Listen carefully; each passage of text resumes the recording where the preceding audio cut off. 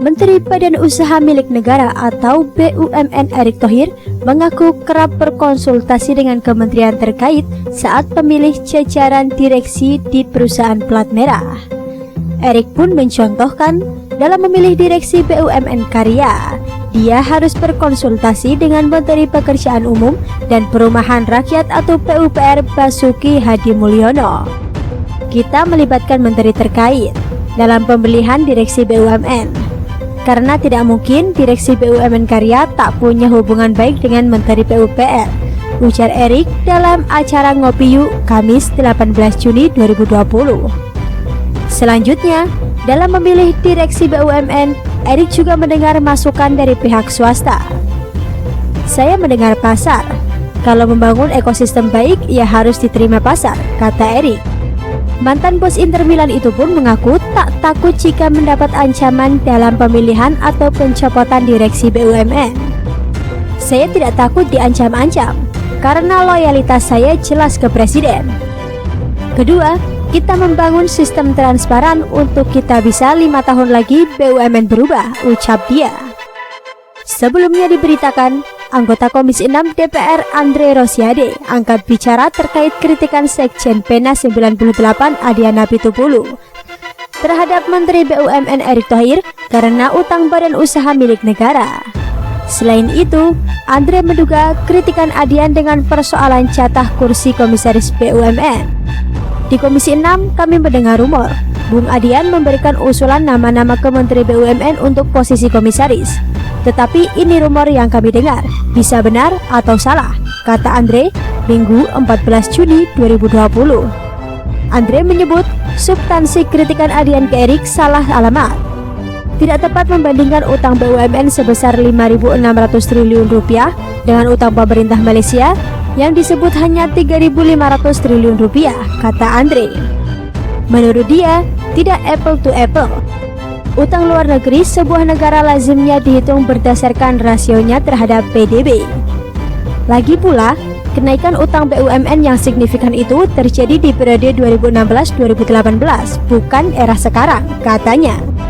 Andre juga meluruskan bahwa alokasi dana pemerintah yang sebesar 152 triliun rupiah tidak semuanya dalam bentuk dana talangan. Alokasi dana pemerintahan ke BUMN berdasarkan Undang-Undang Nomor 2 Tahun 2020 dan PP Nomor 23/2020 terdiri atas percepatan pembayaran utang pemerintah ke BUMN, penyertaan modal negara, dan dana talangan. Dana talangan hanya sebesar 19,65 triliun dari 152 triliun atau sekitar 12% dari total dana yang dialokasikan. Posisi terbesar 75% justru digunakan untuk membayar utang pemerintah ke BUMN yang menjalankan penugasan PSO atau Public Service Obligation seperti PLN dan Pertamina. Dan sisanya sebesar 15,5 triliun rupiah dalam bentuk PMN atau penyertaan modal negara, kata Andre. Dana talangan yang disoal oleh Adian ini sejatinya adalah pinjaman dari pemerintah yang harus dikembalikan lengkap dengan bunganya. Dana talangan digunakan sebagai stimulus modal kerja BUMN dalam jangka pendek, terutama kepada BUMN yang terdampak COVID-19 dan mengalami tekanan arus kas. Selain itu, dana ini digelontorkan sebagai upaya penyelamatan industri strategis, termasuk yang membawa bendera negara, kata Andre. Menurut Andre, secara objektif, dalam 8 bulan Kabinet Jokowi periode kedua ini, bekerja Erick Thohir termasuk menteri yang cukup menonjol kinerjanya. Sebagai anggota Komisi 6, saya melihat Erick Thohir serius membenahi BUMN. Bung Adian ini akan bertugas di Komisi 1. Dia tidak update dengan isu-isu Komisi 6. Lebih baik Adian fokus pada masalah di komisinya. Di sisi lain, politikus PDI Perjuangan Adiana Pitupulu mengaku bertemu dan berdiskusi banyak hal dengan Presiden Joko Widodo di Istana Negara, Kompleks Istana Kepresiden Jakarta, Jumat 12 Juni 2020 siang. Adiana Pitupulu mengatakan kehadirannya ke istana atas undangan Presiden Jokowi. Adian tiba di Kompleks Istana Kepresidenan sekitar pukul 13.40 waktu Indonesia Barat. Ia mengaku berdiskusi empat mata dengan Presiden Jokowi selama kurang lebih 1 jam 10 menit. Diskusi soal situasi nasional pasca pandemi, juga soal PHK di BUMN yang membahas nasib UMKM, kata Adian dalam keterangan tertulisnya Jumat 12 Juni 2020.